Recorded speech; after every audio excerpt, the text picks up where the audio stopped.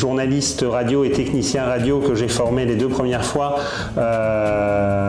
pour parler assez directement ont bien retenu les leçons en termes à la fois de cadrage et de montage, mais aussi au-delà du cadrage, je dirais de mettre à l'aise les invités, les gens qui viennent interviewer cette fois avec micro, mais aussi caméra, puisqu'on passe maintenant à la télé.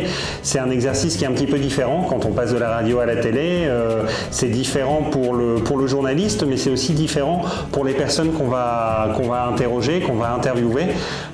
C'est pas toujours facile de passer à la télé quand on n'a pas l'habitude, donc ça demande de la part du journaliste un effort supplémentaire pour mettre à l'aise les personnes interviewées, et ça ils l'ont fait aussi, c'est-à-dire que moi je suis très très satisfait, que ça soit en termes de cadrage, de montage et je dirais de technique journalistique pure.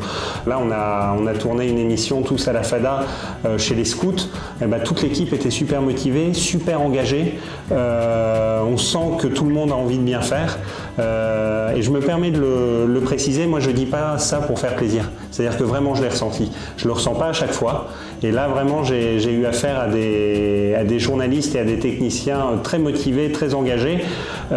Du coup, on est, je pense, tous satisfaits du résultat. Alors forcément, c'est une première, il y a des choses à corriger, il y a des choses à améliorer. En tant que formateur, vraiment, je suis très satisfait. Et je pense que j'ai une bonne vision de la chose, parce que je suis venu 3 fois justement et que j'ai vu la progression de chacun, et sans voir de baisse de motivation.